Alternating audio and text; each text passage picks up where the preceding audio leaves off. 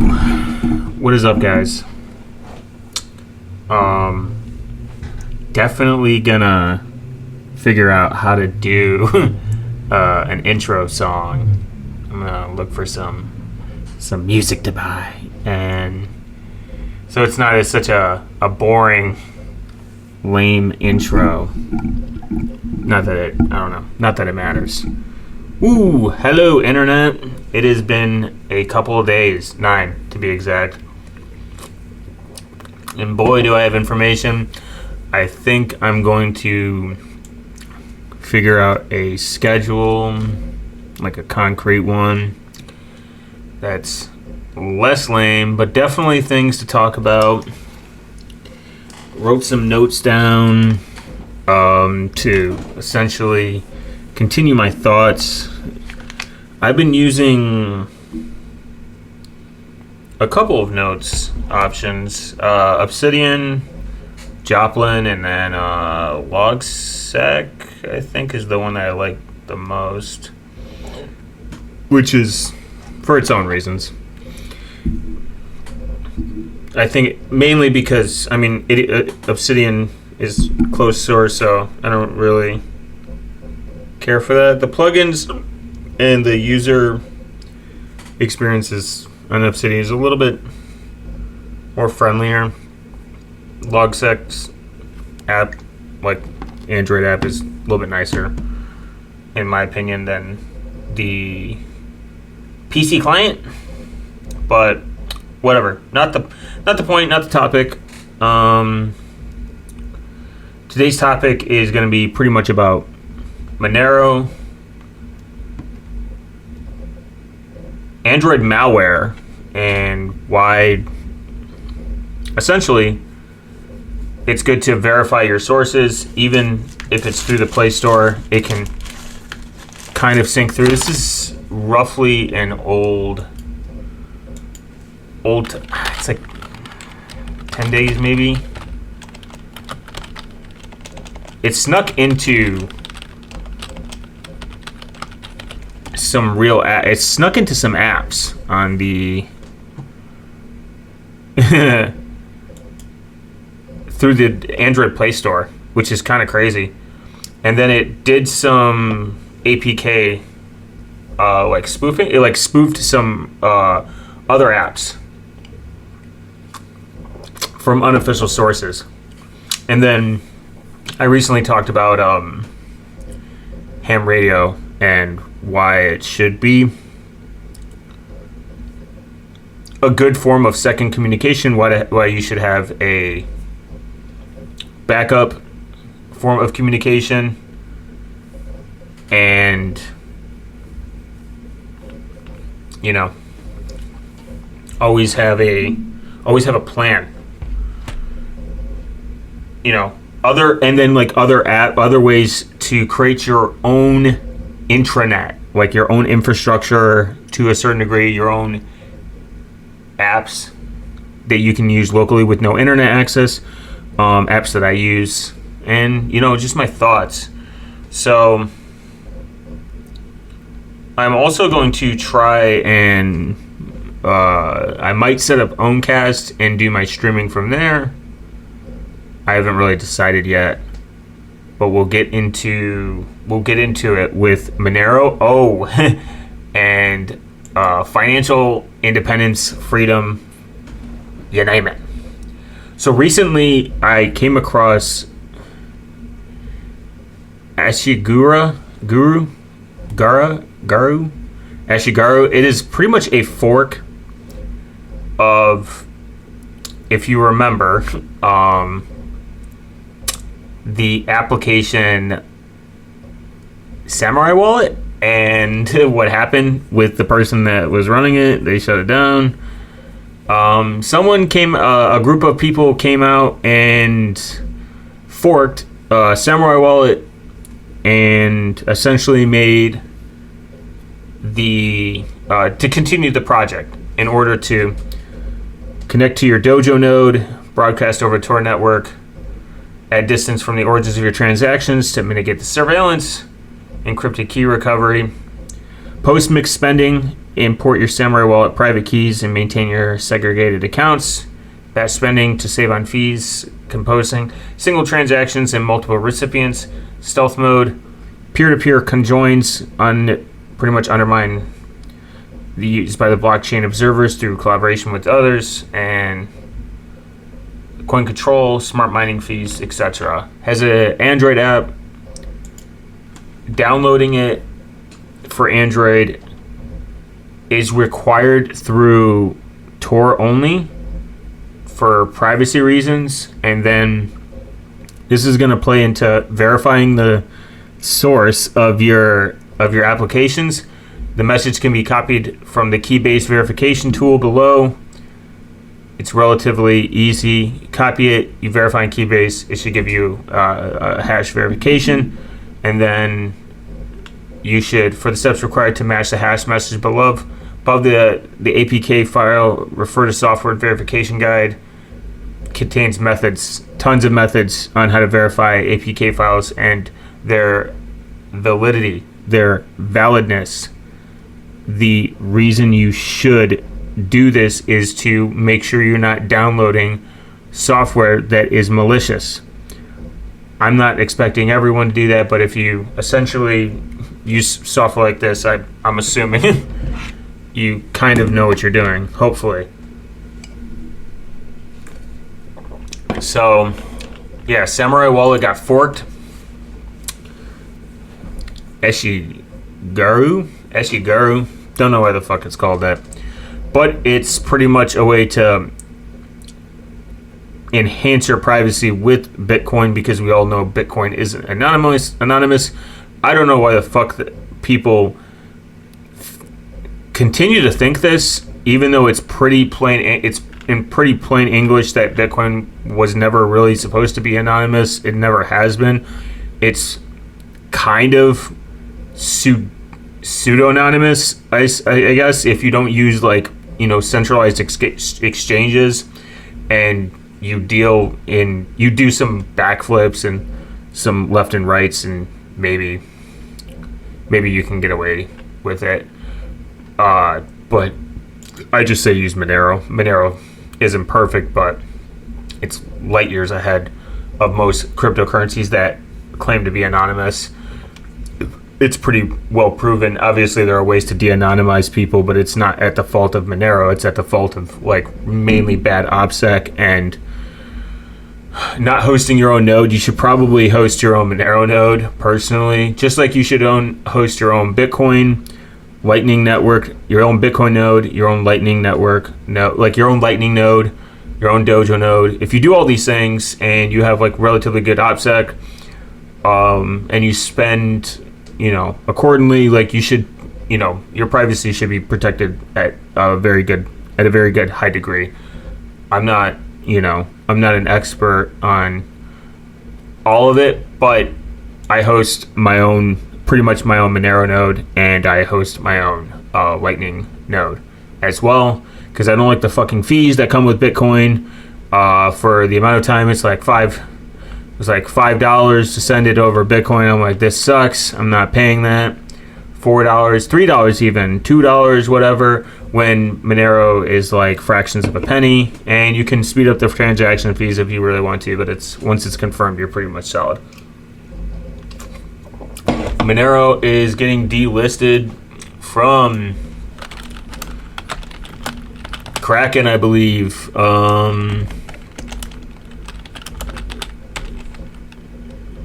Which is not fun. And this is going into pretty much the first main point. Kraken is to delist Monero in the European economic arena due to regulatory change. So I think they're pretty much delisting it in general. XMR price plummets after Kraken. The price is I don't buy Monero to make bags. I want to make that clear. And I really think it's annoying when people this is all they care about with Bitcoin and pretty much anything else.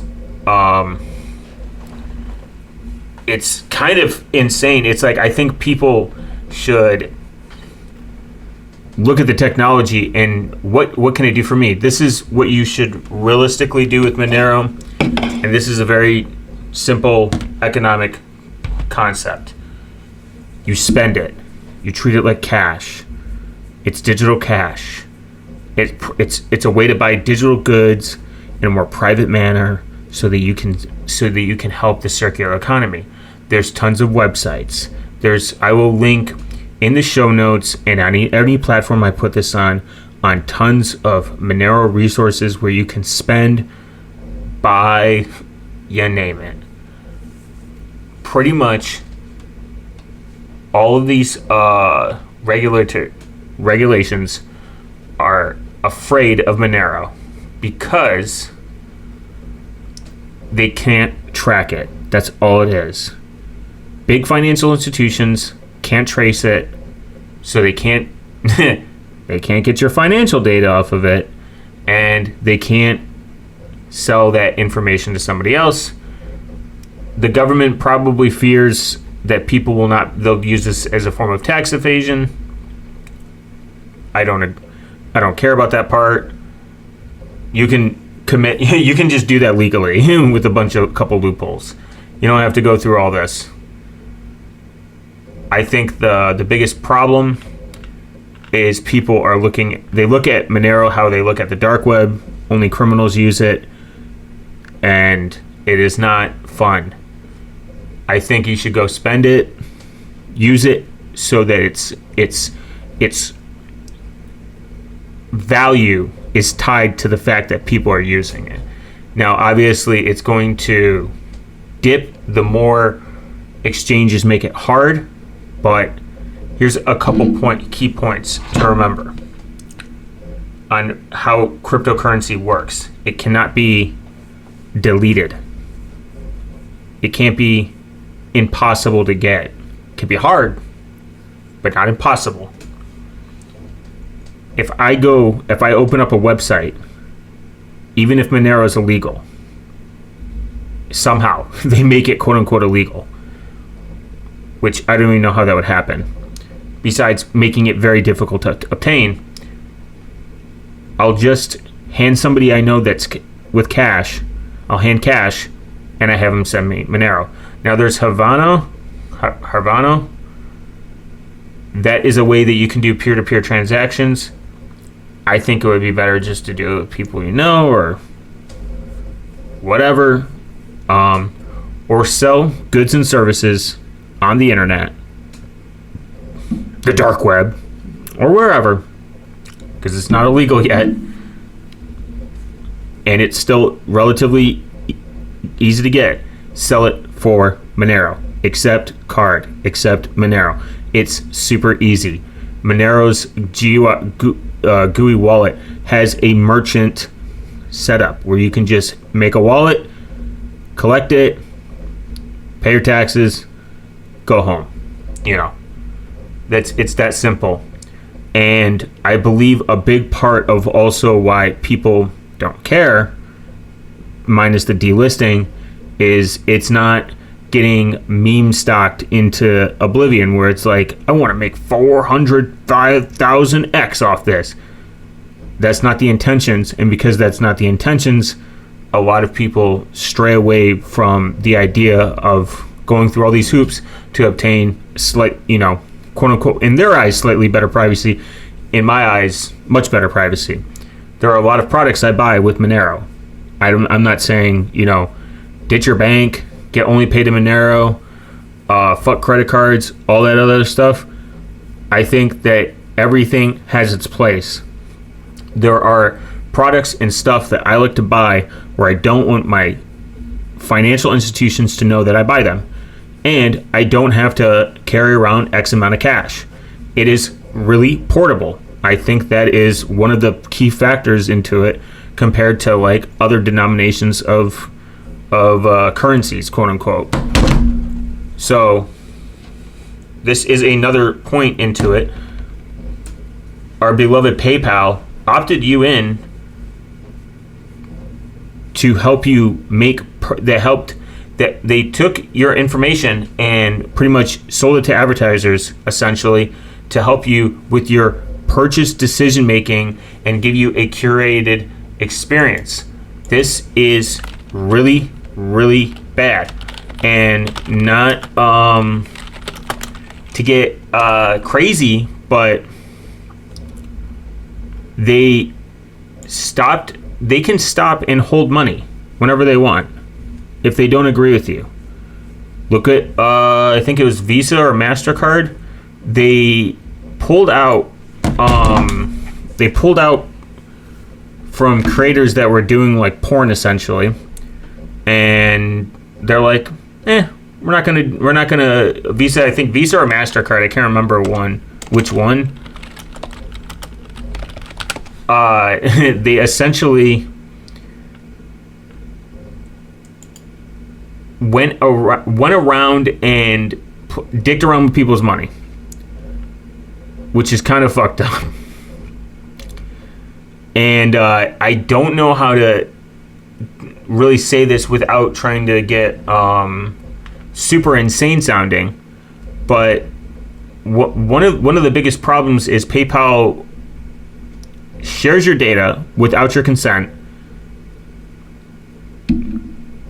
Visa and MasterCard can just refuse and close people's bank accounts whenever they want if they don't agree with their like the way that they're making money.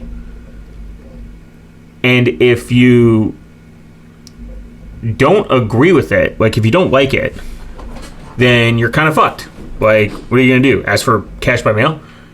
This is why a lot of decentralized finance is important and really here to protect people that do work that the public may not agree with for whatever reason. And the point is if I set up shop online and I accept Monero, just like this podcast accept Monero, the only information that is exchanged is this platform here costs X amount of money. Here is my email address. Here is the amount that you are requesting. That's it. Done. Over with. What he does on his side, or they do on their side, or whatever, is between them, their bank account holder, the government, whatever. That's not my business. But what isn't anyone else's business is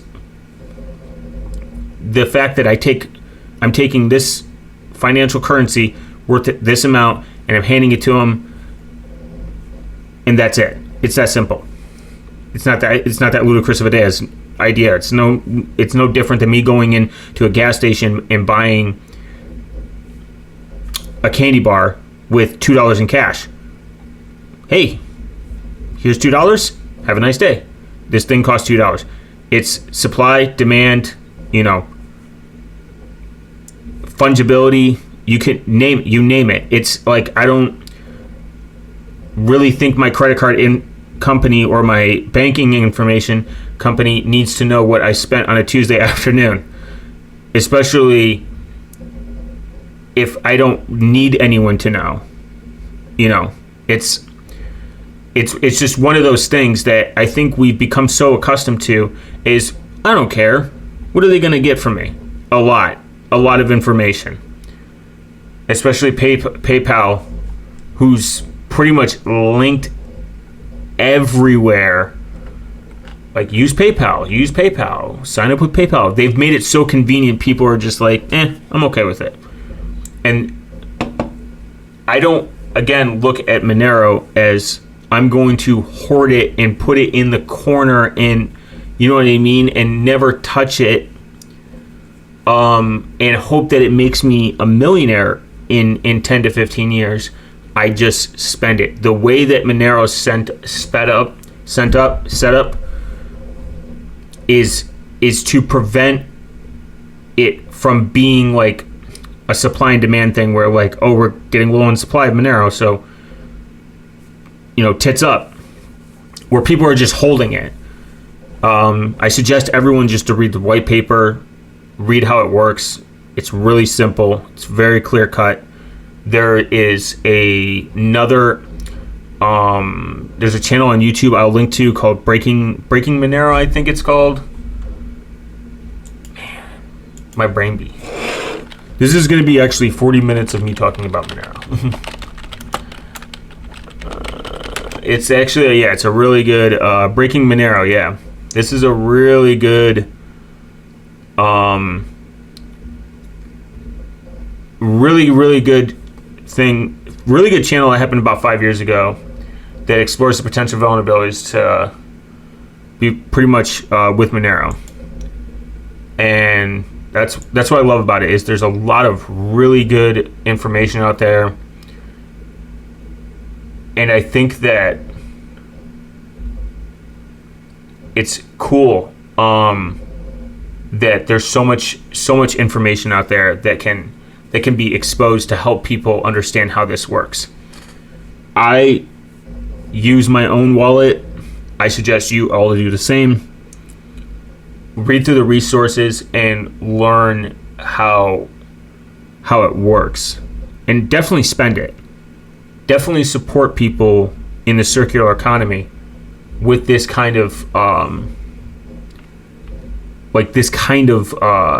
perspective. Like, you walk up to a vendor, you hand them $4 worth of Monero, and they give you a candy bar or whatever they want. But that's just my insights. I'm going to, again, link some articles down to where PayPal has been an absolute fucking demon. And other Visa, MasterCard, banks, left and right, freezing accounts, holding on to money, not releasing funds, almost destroying startups, because this is a decision they made. And I believe Proton, as much as people were shitting on them for the Bitcoin wallet, he does prove a point in an interview I watched where he actually chose Bitcoin not because it's of its privacy aspect. I understand they're a privacy company, but he goes into they go into the technical details how it is slightly more private. It's not private like Zaps or Conjoin. It's slightly more private, but it's the fact that you have Bitcoin is a trustless system. Whether I agree with Bitcoin or not, it is the same perspective of Monero. You can't stop it. You can't prevent somebody from losing their funds as long as they have those keys and internet access. And I understand that we could go back and forth and be like, oh, the internet, what if the internet's out? Then I'm fucked. I believe someone sent cashew. Technically, you can receive funds offline, and maybe I'll do a video of me doing an offline Monero. There's a way you can download, there's a Get Monero HTML page you can get, and I believe you can do it with Bitcoin, where you can make a QR code and you can get you can have a received wallet, and it's completely offline, and it's, you don't got to worry about internet access right then and there, and you have your spend key and your spend key and like your viewing key. You have to remember to keep safe and private. A lot of it is management. You have to manage it yourself, but beyond that, definitely simple TLDR: spend Monero, use Monero. Fuck PayPal, and make sure that you claim your your financial independence as much as possible. And if you're still sitting here, people, and I get off my soapbox, exchanges delisting Monero is one of not only the biggest problems, and what happened to the Samurai wallet is another issue on its own that we can have a whole discussion about, which kind of that makes complete sense why people should be pissed and outraged and somewhat fearful that want to get into this kind of business. Is that you need to, instead, I understand that like now isn't going to be perfect, but that's the point of getting better. I mean, that's generally we do things that don't make us comfortable. That's how we become, essentially a better society. But onto the onto the next. Onto the next big oopsie daisy of the week. Well, it's like 14 days ago. Android malware. Crazy.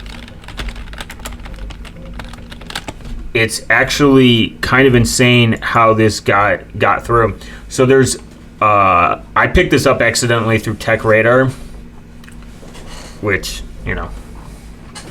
they're like VPN company. A new Android malware has been spotted as spreading across apparently Europe as popular software. And essentially what happened is they're saying like over 11 million Android devices were infected through this. I don't know how that's really tracked, but apparently Kaspersky said the malware called Necro infiltrated an advertising software development kit, pretty much an SDK, and named Coral SDK, which should have been used integrated in different advertising modules into applications. Several apps have been confirmed to be infected, including the Wuta camera and Max browser. In addition, WhatsApp mods from unofficial sources and modified versions of Spotify, known as Spotify Plus, also contain the malware. When Kaspersky discovered the malware and alerted developers, Wuta camera said they have fixed it on version 6.3.7.138. However, Max browser remains compromised, and the researchers recommend deleting the app and switching to an alternative browser. My personal take: why the fuck would you download a browser called Max browser? This is an issue that people need to address themselves. Do I need this app? Does this app solve any of my problems? Will this app still be around tomorrow? Pretty much the researchers found the Minecraft Stumble Guys car parking multiplayer and a Melon Sandbox that's kind of ironic, had an infected game mods. The necromalware is infecting Android devices. The researchers has recommended if you have any of the aforementioned Google Play apps installed, the versions are to update it, versions where the malicious code has been removed, and move on.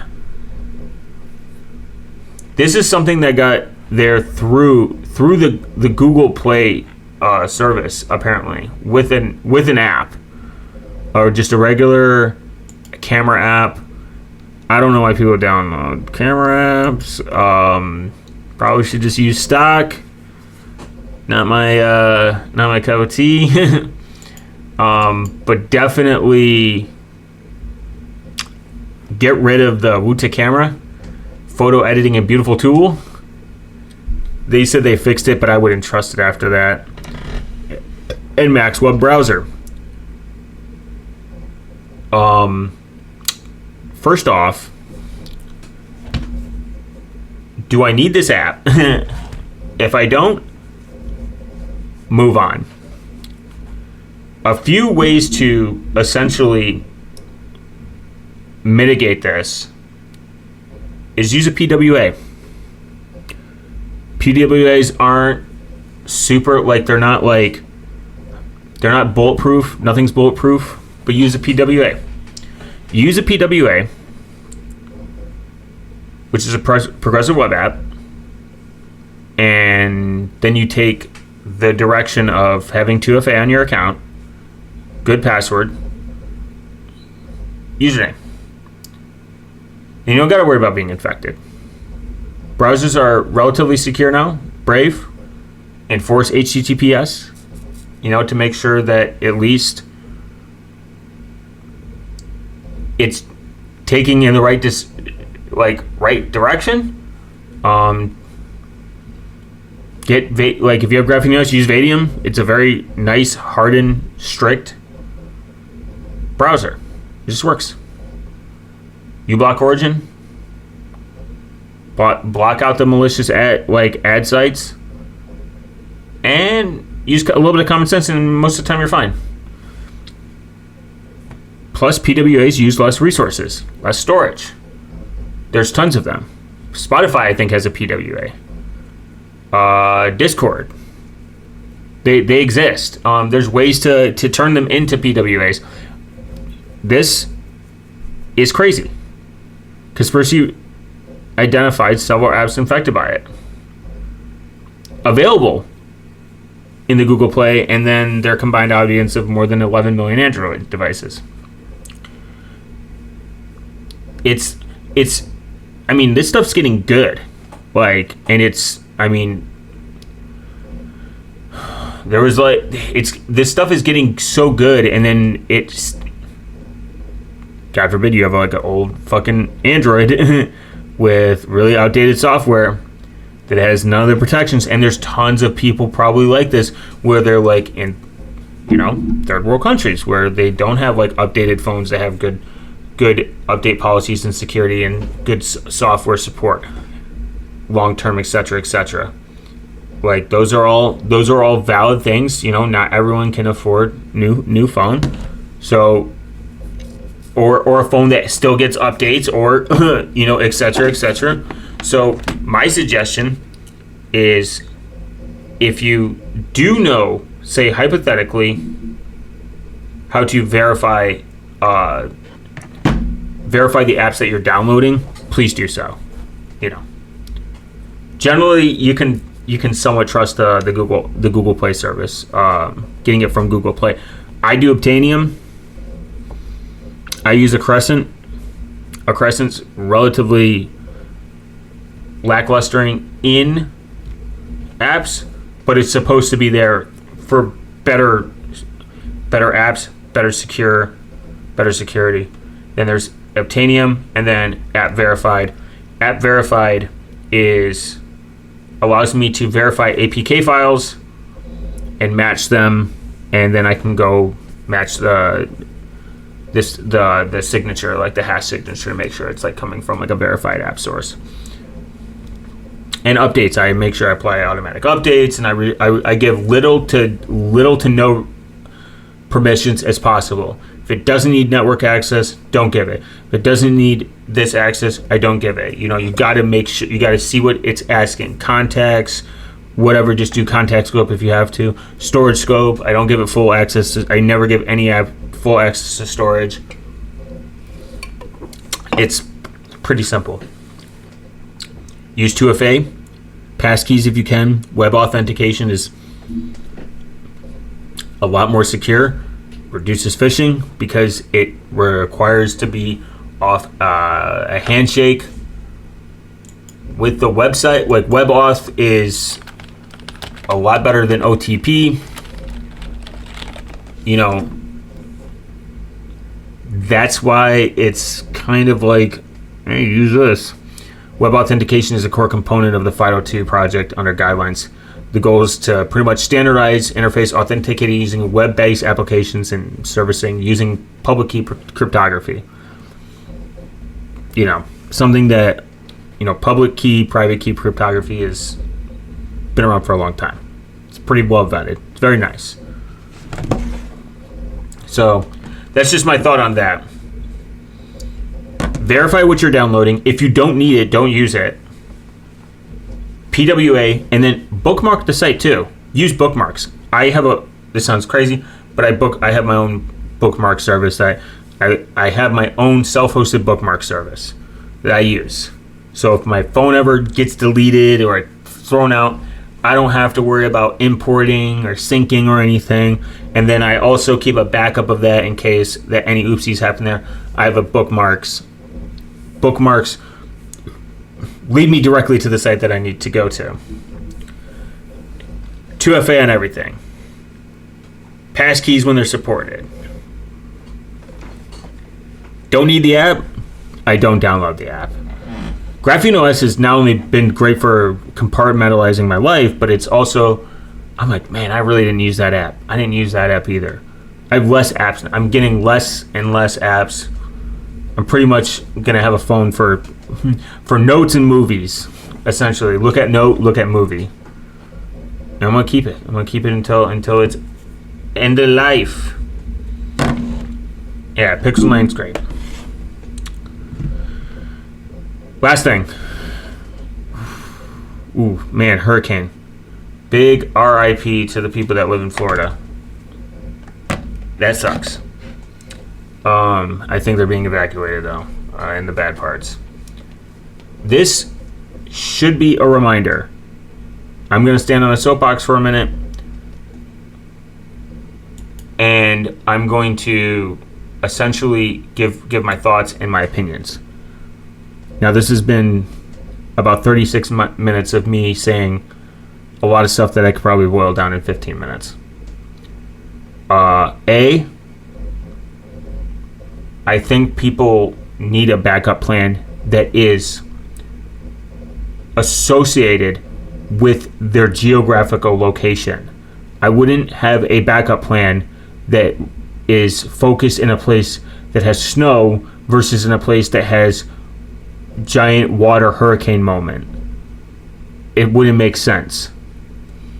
I don't need to worry about warmth when I'm in the south. I don't need, I don't need to worry about, the sun dehydrate. I don't need to worry about heat stroke, hopefully in the north, and unless some scientific geologist comes out of nowhere and says, "Nah, you retarded. You actually do, brother." But the point is, your geographical location should determine what you need to be prepared for. What is the most likely? People that live in Florida should most likely expect a hurricane at a very high frequency basis. Some say that, I've lived my whole life, I've never seen one, or some have been like, I've lived through 10 of them, I'm fine. But it just takes one. Nature don't give a fuck what happened last year. Nature give a fuck now. It is crazy. And I think that it is kind of, you need to have somewhat of a, not only a plan, I think it's good to not only have a plan based on your geographic location, but in realisticness is you needed to practice. Now, all the ham radio people are going to get mad. Well, the anti-license people, they're like, why should I get a license for a ham radio? Just say you can't fucking read. That's all I want to hear. You can't fucking read. I don't care about you and your buddies playing ham radio dick and balls in the middle of the woods once every 6 months. No one fucking cares. I swear, anytime I talk about emergency comms, and I throw it on the internet, it gets a lot of traction because there's a lot of insane engagement. It's not even good. It's not good engagement. It's like, downvote, fuck you, I don't need a license, when shit hits the fan, it don't matter.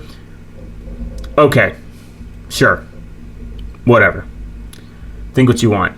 The thing is, a lot of people will buy a radio. They will not be licensed. They will put it in the corner. They'll play with their dick and balls for months. And when they need to use it, they won't know how to operate it. And a lot of ham radio operators I know will not talk to someone without a license because they're not gonna fuck up their chance and their license to talk to some retard over the airwaves. They'll just move on. And they might report you. And they can find you. I believe there's a way to triangulate like where it's coming from. And if you interrupt emergency services like a dickhead because you don't know what you're doing, you're a dickhead. It's that simple. It's $15. Get your license. You learn a lot. You're paying someone, a volunteer essentially, to do a test, and you're learning. Whoops-a-daisy. I think people should just... It's crazy. I think it should just be simple. Learn the material, take the test, get your license, practice, have fun, meet people, learn more. Or just get your GMSR license. It's no test. And it's like $30 and it'll last for 10 years. And it's you can get some good range out of it. People will argue what you can get out of it. I think for most people, it's good. And then go get your hams when you want to. I'm not saying the test isn't not that it's hard, but if you go read the material and you focus on the good parts, it's not. It's like any test. Learn the material. Learn how to operate your ham radio. And then move on. I don't know, I think people are overcomplicating it. It's like anything. Hey, there's this cool new thing I want to learn. You read the manual, you take input, you talk to educated people, and then you learn it, and then you're there, and then you moved on. And so what about the license? The license part's the least of my worries. If you have a driver's license and a social security, and you're born in America, everything is already known about you to a certain degree. This is where people think I'm fucked up on. I'm born in a place where I can be found. It's very hard to disappear in the United States, truly. I live in a society. I don't like corporate surveillance monetizing on me, selling my data along with my government. I think it's worse.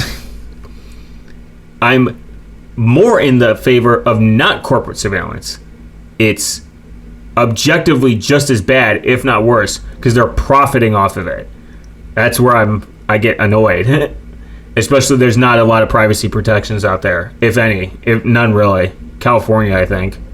Kind of. And who knows if if companies actually care, they might just take the fine. Because they just make more money off selling the data in the back end. But these hurricanes that are literally gangbanging the South right now, this should be a call to action to yourself. Go buy a Meshtastic device. At the very least, get a group of people that have access to these devices and GMSR radio operators and ham radio operators and continue to build and make a resilient offline communications. Communications is one of the, I think people don't realize, communications is one of the biggest foundations of society. It's one of the core components.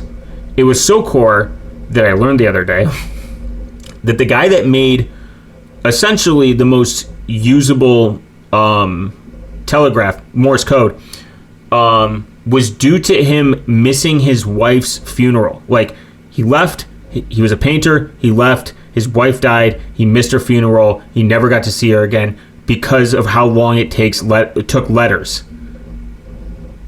And then he ended up making essentially the most functioning, one of the most functioning telegraphs at the time, and developed, I think, developed Morse code.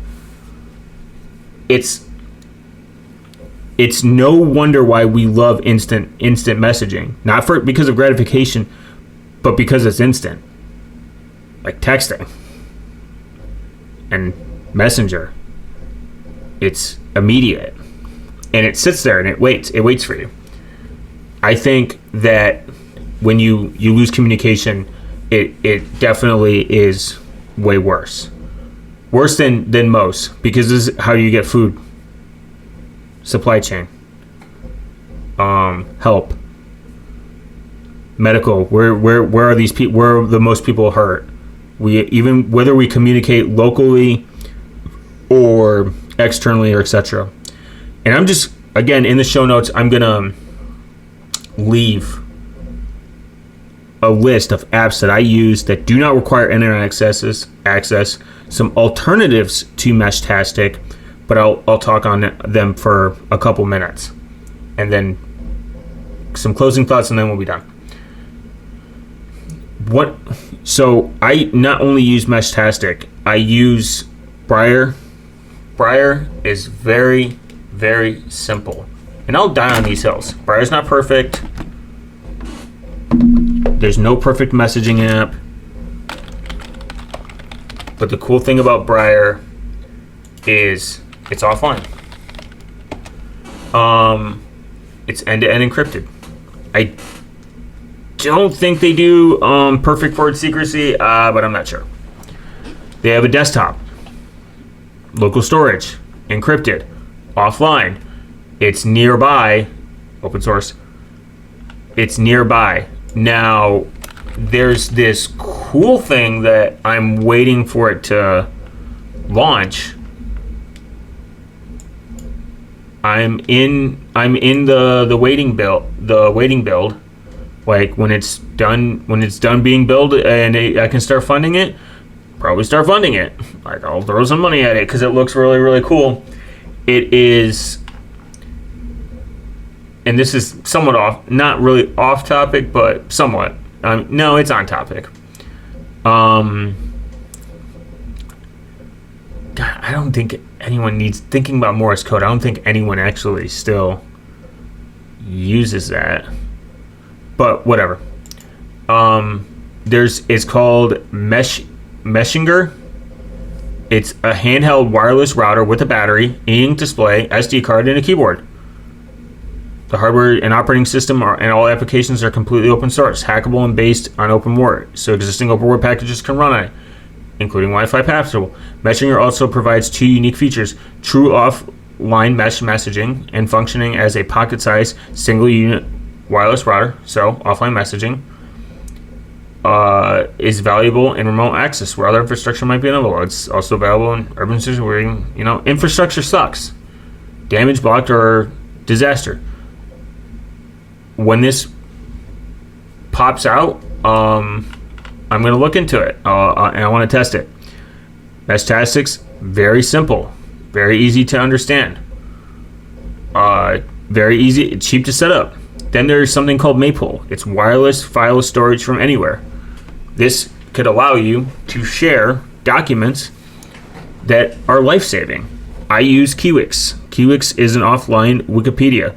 I have really important downloaded parts of Wikipedia that might essentially be life-saving and or help people have something to read so that they can maybe, have a different perspective. That's just my viewpoint. Yes, if you don't have access to a computer or electricity, this is all somewhat useless. But you could say the same thing if, hurricanes knock the shit out of your books and rip them to shreds and they sink into the water and the ink bleeds everywhere. I mean, we could go down any we could go down any rabbit hole and fight back and forth. The important part is most people, you can set up, I really, really, really wish Pirate Box did not die off. But there is something called the Freedom Box. The Freedom Box is pretty much a personal server at home. You can self-host, and this goes into the same topic. Self-hosting is life-saving. A lot of my self-hosted apps don't need internet access. They can all work on the local area network. A lot of my note-taking apps, a lot of my documentation does not need internet. It just needs to my local area network just needs to exist. IP address, DHCP server. It does not need access outside of that. That's huge. Really huge. And the thing is, you can set a lot of these up, like a personal notebooks, keywigs, a media server. You can do a simple like I don't shit like file sharing, sync thing, transmission. You know, all these things that don't need internet access. Pirate Box was somewhat ahead of its time, and I'm very sad that it I wish somebody would pick it up. It pretty much closed in 2020. Yeah, and it kind of sucks. But the crazy part is it set up a way that you could have a message board, and you could share, like have messages. Like you could have a message board. People could come and put their thoughts and like discussion and stuff like that. Meshtastic has an integration with some map on Android, which is nice. And that like so you can like see your friends' locations.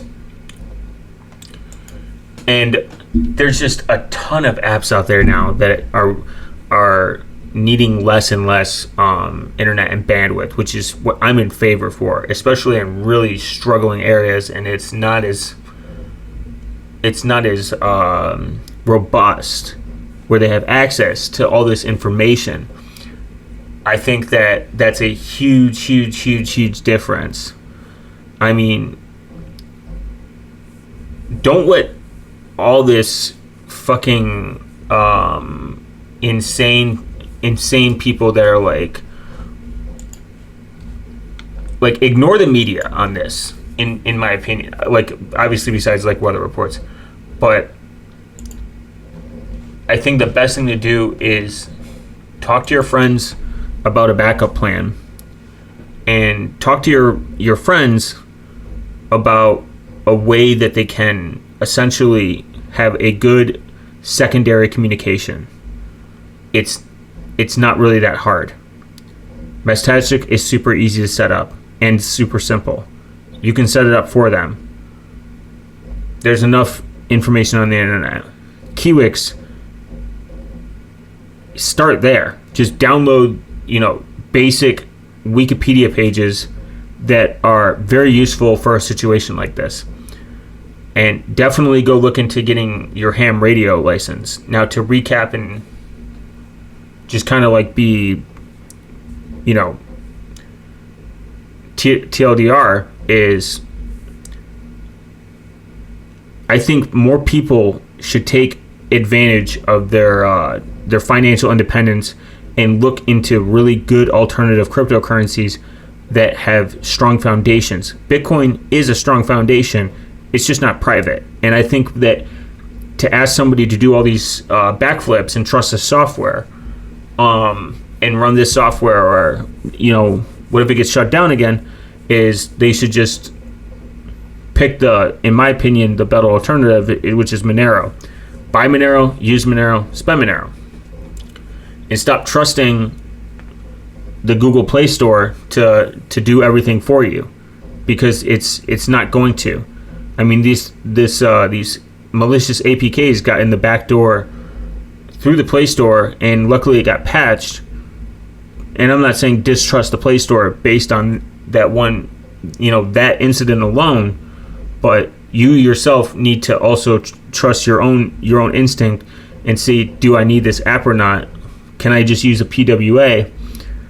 Or at very least, pick open source software where there's maybe relatively a good amount of eyes on it that are protecting the integrity of the app itself and making sure it's not doing anything in the background. And at the very least, restrict internet access and permissions as much as possible. Go through the permissions of your Android device. Not everyone has Graphene OS, but I think the best thing you can do is Do I need this app? How much permissions is it asking for? Is it required? And if it's not required, then can I remove it? Can I remove these and it still function? I think that's another thing to look at.